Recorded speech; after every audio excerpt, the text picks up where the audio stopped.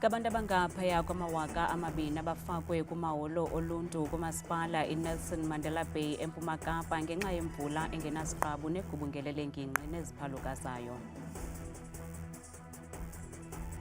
Iza kugcinwa eluvalelweni inkokheli ye-National Coloured Congress uFadil Adams de iphinde ihlale iseshoni yokumanyelwa kwesicelo sayo sebail kule veki izayo ngoLwesithathu. Mr. President, your Phala scandal has rendered you ineffective in dealing with corruption and incompetence in your party and in your cabinet. Inkundla yomgaqo siseko iwisa isigwebo sentsindabadala yasePhalaphala ngomso.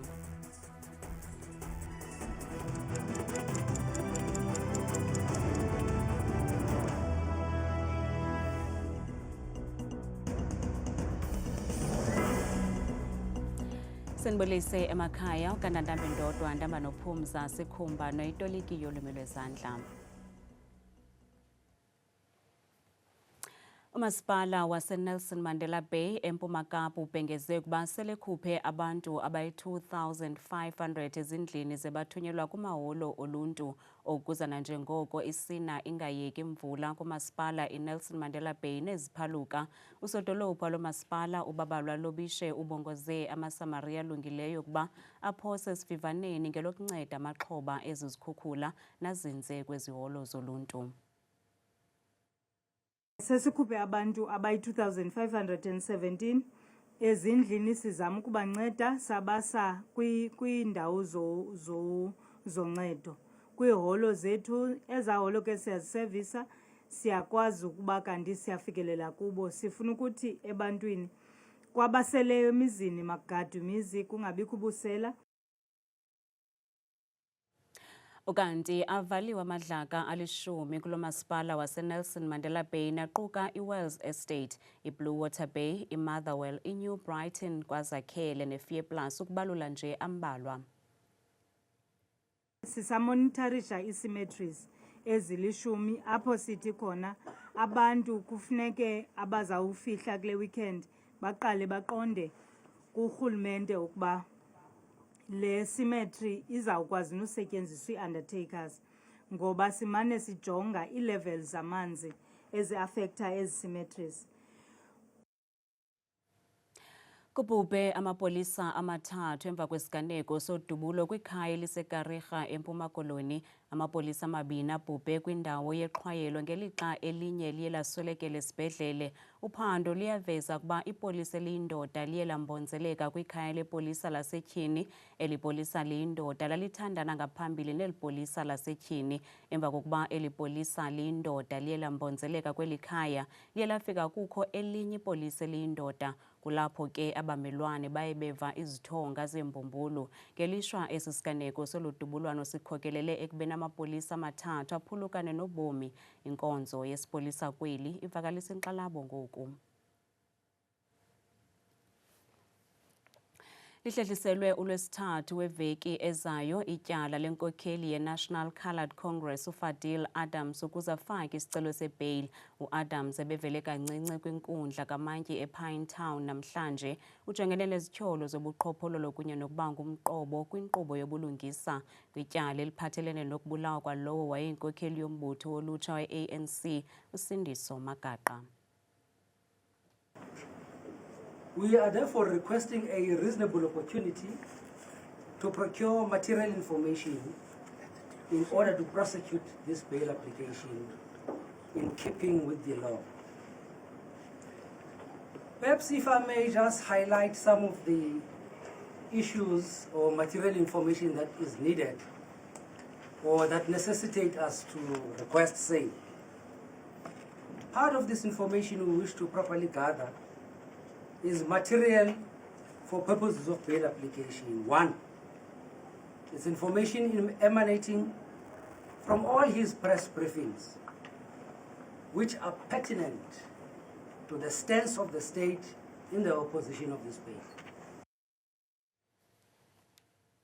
Abasebenzi bomasipala iKing Sabatha Dalindyebo eMthatha kwiphondo leMpuma Kapa babeke phantsi izixhobo zokusebenza babamba uqhankqalazo ngelikhalazela imivuzo. Bathi imivuzo abayihlawulwa ngulo masipala iphantsi kakhulu kwaye batyhola abalawuli ngokufumana izikhuntyu zemivuzo ngelixa bona bengabasebenzi befumana imivuzo engafaniyo nemisebenzi abayenzayo.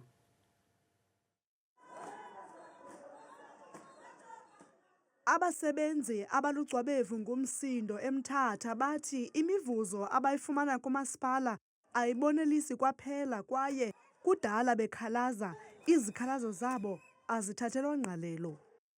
Okokuqala isikhalazo esinaso sifumanise okokubana umanager wase-KSD ne-directors zabo barhola ngo-grade 6 whereas ezinye ii-workers zirhola ngo-grade 4. Ikhansila yathatha isigqibo into yoba umasipala makabhatale abasebenzi abamasidizevayo allowances zabo such as rental allowances, such as car allowances, abasebenzi abasebenza ngemoto, such as housing allowances.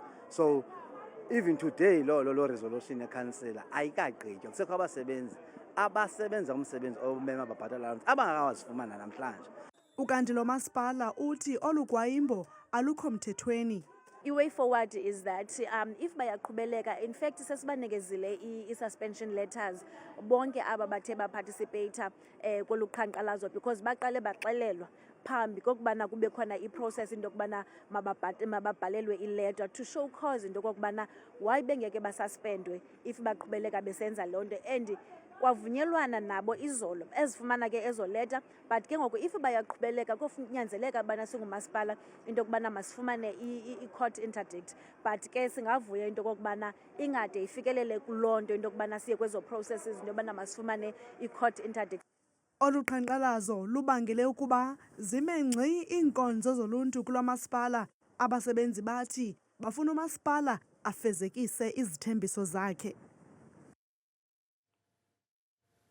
Bayawakhaba amabango okuhlawulwa kweenkonzo zabo ngumasipala waseThekwini. Oosomashishini abasebenzisana nalo masipala kumacandelo ohlukeneyo kwintlanganiso yanamhlanje noonondaba bavakalise ukudana ngengxelo yeveki ephelileyo eyenziwa ngusodolophu waseThekwini uCyril Xaba yokuba bonke ababoneleli ngeenkonzo bahlawuliwe. Kananjalo bakwavakalise ukungaxoli ngenkqubo entsha esetyenziswayo yokufaka i-invoice nabathe ibadalela ingxaki.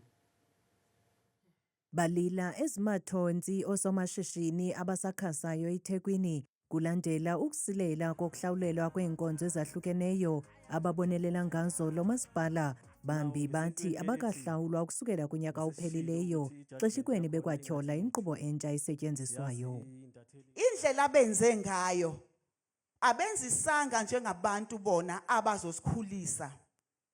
And again siyapliya futhi siyacela ukuthi in the near future, if bezo implementa anything that concerning the contractors that works with eThekwini municipalities, they must involve us. We've been engaging from online departments, the floor people in finance, the senior people in finance, but we haven't been getting any joy. This system just came in between. The staff themselves couldn't operate the system. No one was properly capacitated with the system. They didn't even have the tools, the right tools. They didn't have computers, they didn't have scanners. Even their staff didn't know anything. Kananjalo batyhole lo masipala ngokugusha inyani ngoyena nobangela ukungahlawulwa kwabo. Kule media briefing ekhona ngeviki edlule misleading information eya kwi-public eyayithi 800 million has been paid kuma-contractors aseThekwini. Kwangazi ukuthi thina njengoba sigculele endlula sesikhokheliwe wonke lo 800 million uze kithi. Nokumangazayo ngoba ibudget yama-department ethu incane kakhulu. Thina sisebenza lemsebenzi emncane sama-SMMEs o-under 30 ikakhulukazi iningi lethu. So ibudget ye-department esisebenzelayo ayisondeli ayifiki nakancane kuleya mali. Ngoku bagrogrisa ngokubeka phantsi izixhobo zokusebenza, nto leyo inokudala isankxwe kubahlali abaza kusokola ukufumana iinkonzo ezingundoqo. Onke amehlo ngomso aza kube ethe ntsho kwinkundla yomgaqo-siseko nalapho kulindeleke ukuba kuwiswe isigwebo ngokuphathelene nozengezenge lwetyala lebholo lefama kamongameli Cyril Ramaphosa iPhala-Phala. Esi sigwebo siza kuba nefuthe elimandla kwindlela ipalamente utolika ngayo umgaqo-siseko weli kwanendlela umthetho weli osebenza ngayo ngakwabo bakwizikhundla eziphezulu eburhulumenteni xa kuthelekiswa nabemi beli ngokubanzi. Mr. President, your Phala scandal has rendered you ineffective in dealing with corruption and incompetence in your party and in your cabinet. Iphala-Phala yifama kamongameli Cyril Ramaphosa esebhela-bhela eLimpopo kwaye uninzi lwabemi beli babengayazi. Ingaba yintoni ke le ingaka yenzekayo kule fama kamongameli kwaye isenzeka nini? Ngo-9 kuFebruwari ngo-2020 kwaqhekezwa kule fama ze abo baqhekezayo bemka nentwenka yemali ekutyholwa ukuba yi-4 million US$ neyayifihlwe phantsi kwesofa noomatrasi ze baphela emehlweni emva koko. Ingaba ke lo mba weli bholo lokuqhekezwa kwale fama uvele njani kwihlabathi kwaye kutheni kuthabathe iminyaka emibini yonke ukuze livele eli bholo? Ngomhla woqala kuJuni ngomnyaka ka-2022, lo wayesakuba yintloko yezobunhlola uArthur Fraser wavula ityala lolwaphulo-mthetho ngakumongameli Cyril Ramaphosa nalapho wahambisa ushicilelo lwekhamera etyhola umongameli ngonaniselwano ngemali, ukufumbathisa, ukuxhwila nokufihla ulwaphulo-mthetho. Kusuku emva koko umongameli wavuma ukuba kwaqhekezwa kwifama yakhe kodwa akazange achaze ukuba yimalini eyathathwayo kwaye uthi loo mali wayifumana ngethuba kukho ifantesi kwifama yakhe. Emva koko ipalamente yachonga ikomiti ezimeleyo yophando eyayikhokelwa yijaji edla umhlala-phantsi uJaji Sandile Ngcobo ngoSeptemba ka-2022 ukuba iphande ukuba akukho bugwenxa na ngakwicala likamongameli ngalo mba. NgoNovemba ka-2022 le komiti yophando izimeleyo yakhupha ingxelo yayo nalapho yaveza ukuba umongameli Cyril Ramaphosa kungenzeka ukuba wawunyhasha umgaqo-seko kwaye kumele aphendule. Amaqela ezopolitiko nemibutho yabasebenzi bahlaba ikhwelo kumongameli ukuba abeke phantsi. And this section 89, the independent panel's report is just damning. And it have put the president 6 feet down into a coffin. Le ngxelo yadala iintanda ezinkulu nangaphakathi kwi-ANC, amaqabane eluma evuthela. It is only fair that the ANC reflects on all of this and then comes up with a position on what needs to happen. Umongameli wayesecicini lokuba ajongane nokuguzulwa i-impeachment ngelasemzini, kodwa uninzi lwamalungu epalamente avota ngokuchaseneyo nokusekwa kwekomiti eza kuphanda ukuba angajongana ne-impeachment kusini na umongameli. Uninzi lwamalungu e-ANC agqiba kwelokuba athobele umbutho kuloo voti yepalamente ngaphandle kukamsebenzi Zwane, uMervin Dix, uSupra Mahumapelo noGqirha Nkosazana Dlamini Zuma. Dlamini Zuma, NC. As a disciplined member of the ANC, I vote yes. Iqela le-EFF nele-ATM abhenela kwinkundla yomgaqo-seko ukuba iphose umrhaji ingenelele kulo mba. Sele kulithuba ke le nkundla ingade isiwise isigwebo, nto leyo ebangele ukuba i-EFF iquqe ibuyelela kule nkundla isenza imingcelele ngelinyanzelisa ukuwiswa kwesi sigwebo. Umphathiswa kwi-ofisi yobongameli uKhumbudzo Ntshavheni unike ingcaciso koonondaba ngezicwangciso zikarhulumente zokujongana nemingeni eli lizwe elihlangabezana nayo. Le ntlanganiso iza emva kwendibano yekhabhinethi eyayibanjelwe epalamente ngoMatshi walo nyaka ngeenjongo zokuqwalasela iingxaki ezambethe ilizwe loMzantsi Afrika nezinefuthe elibi nakuqoqosho. OkaNtshavheni uqinisekise abemi beli ngongenelelo likarhulumente kwingxaki yokuxhuma kwamaxabiso epetrol. Cabinet continues to intervene to minimize the high cost of the price of fuel as a result of the continuing US-Israeli war in Iran that has also impacted the Gulf region. Cabinet supported the 17.2 billion fuel levy subsidy as announced by the Minister of Finance that will be expanded over a 3-month period from April to June 2026. And the Interministerial Task Team continues to evaluate other interventions to minimize the impact of the global fuel and fertilizer shortage on South Africans. Cabinet has also directed the Minister of Mineral and Petroleum Resources, supported by the Minister of International Relations and Cooperation, to coordinate a SADC response to assure security of fuel and fertilizer and supply in the region.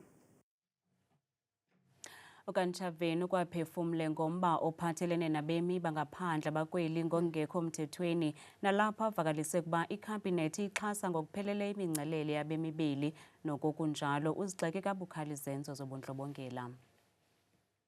South Africans are within their right to protest against the spiraling illegal immigration challenge, but violence linked to those protests in the past is not acceptable, and law enforcement must deal with the instigators of such violence decisively.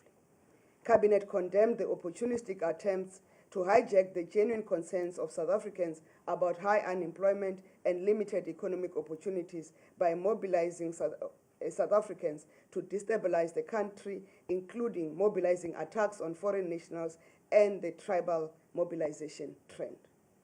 Cabinet reiterated that there is ongoing work to address the problem of illegal immigration, which work includes the strengthening of border management through the work of the BMA, speeding up deportations, dealing with criminality within the immigrant communities, and protecting jobs and opportunities for South Africans. Sekela Mongameli uPaul Mashatile utyelele umasipala wengingqi yaseDitsobotla kwiphondo lomntla-ntshona namhlanje okuyinxalenye yeenzame zikarhulumente zokuphucula iziseko zophuhliso kulo masipala. Olutyelelo lukwaqwalaselele inkxalabo ephakanyiswe ngabahlali kwiindawo ezahlukeneyo phantsi kwalo masipala utsala nzima. Abahlali abaphuma kwiindawo ezahlukeneyo eziphantsi komasipala waseDitsobotla bathi bonele zizithembiso ezilambathayo ezivela kulo masipala. Bathi ikhabhinethi kazwelonke yasilela ukuphatha umasipala ngendlela eyiyo. We are kindly asking the national government to change people who are deployed here because there are no people with expertise. Okay, there are academics, but none of them have worked municipality before. Bathi iingxwaba-ngxwaba zangaphakathi kulo masipala zichaphazela uphuhliso loluntu. Ingxaki kukuba abasebenzi kulo masipala wethu balwa bodwa. Yiloo nto sisokola thina siluluntu ngeenkonzo, kungenxa yalomlo olapha phakathi komasipala.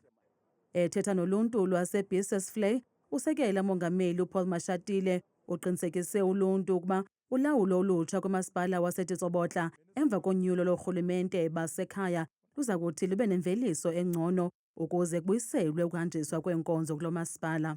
The Ditsobotla municipality must become better and better with the new team that will come after November the 4th, so that we don't deteriorate once more. That's our hope, whether we are rehabilitating Dr. Nodia Drive and Relukisa water and sanitation.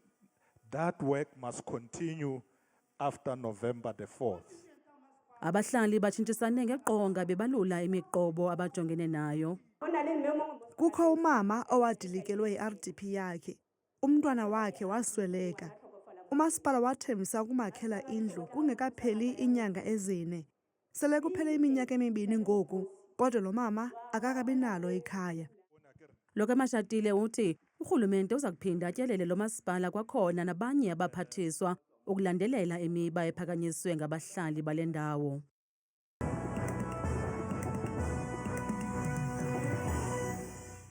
Inkosi kakhulu ke mamqowathi inomamzango apha ezindabeni. Ndiyakubulisa ke nawe ke mbukeli wam ekhayeni, ndikwamkele ke kwiqonga lemozulu. Mna ke bethuna igama lam ndikuthabile ke ndiyenzwakazi yabathembu ngokubanje ke masiyiphawuleni kaloku ke yenjenje imozulu. Mbukeli mkhaya umfaniso wokuqala kaloku ziziganeko zethu kaloku zemvula kakhulu nemimoya nje impela ngomso kusukela eseni phaya ngorhatya nangomso phaya ebusuku ngathi noko kusibekele kakhulu kwiindawo ezininzi ezithanda ukuzinza mpela apha embindini indawo ezifana apha kooPriska umzi wasekuseni futhi ngaloo mafu nomoya ebhudla ngokuqatha namaqondo abaphantsi kakhulu ngo-7 napha koodiyara kubanda kakhulu nje phantse yonke laa ntsasa ngokudla kwe nasebusuku kanti ke bethuna ekhaya masijongeni ke futhi loo maqondo wethu kaloku ke aphantsi naphezulu ke sizivule ngephondo lokuqala nephondo lelo kaloku lipha ke kusempuma kapa kwiindawo ezininzi phaa komalitswayi emthatha Bakersdorp phaya nasesada napha kugompo futhi siziganeko zenjuzana nje zithe xhaxhe phantse yonke laa ntsasa amaqondo wabanciphile mpela phaya ifela ku-14 degrees napha komakhanda futhi zizo ziganeko futhi zenkwankce ngephi kanti kufefe futhi ngaye la 10 degrees mbukele ekhaya futhi baphila ngolu hlobo kwiphondo ke laphaya eFree State kwiindawo ezininzi ke eziphezulu kakhulu kwelaa phondo phaya phantse kosasobhek kwasekuseni futhi qaba ngamafu mpela phaya kuyabanda ngamaqondo abaphantsi kakhulu ke ka-3 degrees kanti ke benjenje futhi kwelaa phondo eliphaya lona kaloku lisephondweni ke lasentshona koloni kwiindawo ezininzi phaa koBeaufort West mpela futhi naphaa ko-Oudtshoorn kuyabanda phaa xa bevuke ekuseni futhi ngaloo mafu mpela kakhulu phaya ngamaqondo aphantsi ka-8 degrees kanti ke futhi mbukele ekhaya baphila ngolu hlobo futhi kwelaa phondo laphaya eNorthern Cape kwiindawo ezininzi ke ezinze kakhulu ke phaya komazantsi futhi nempuma kwelaa phondo phaya koDiara futhi Priska Kimberley ngamafu kakhulu nenkwankca nomoya obhudla ngokuqatha ka-3 degrees nantsi imozulu mbukele wamke kwelaa phondo futhi laphaya eNorthern Cape kwiindawo ezininzi kakhulu ke kumantla futhi nencambi yelaa phondo njengaphaa koMahikeng futhi ekuseni futhi ngathi kubande ngo-3 degrees naphaa kumantla futhi ziziganeko zengqele nje yonke laa ntsasa kanti ke nantsi imozulu futhi kwiphondo laphaya kaloku eGauteng phaa kumantla futhi busePretoria Bronkhortspruit eJohannesburg phaa kumbindi futhi ngathi kubande noxa kucweke kamandi xa bevala besokusuku ngomso emva kwedinara ngeshumi nje elikhatshwa sisithathu mbukele ekhaya ngokubanzi ke kumantla futhi apha ephondweni ke laseLimpopo kwiindawo ezininzi ke ezikumazantsi futhi nentshona kwelaa phondo phaya kooThaba zive kwasekuseni futhi inqele phaya ibekwe kakhulu naphaya ebilabile ekuseni bavuswa ku-8 degrees kanti ke futhi zebenjenje ephondweni ke lapha empumalanga kwezo ndawo ezininzi esithanda uzinza kakhulu ke kumbindi kwelaa phondo phaya emalahleni kwasekuseni futhi loo maqondo aphantsi kakhulu ngenxa yakhe kaloku la 4 degrees mbukele ekhaya vuba ndiyivale ke ndiyayisonga imozulu phaa ngephondo lokugqibela nqa kuphaya ke KwaZulu Natal kwiindawo ezininzi phezulu kwelaa phondo phaya koNewcastle futhi ekuseni kwintshona yelaa phondo ku-4 degrees napha koVryheid kusabanda mpela ekuseni ku-7 degrees mna ndikudada kangaka xeshele myoli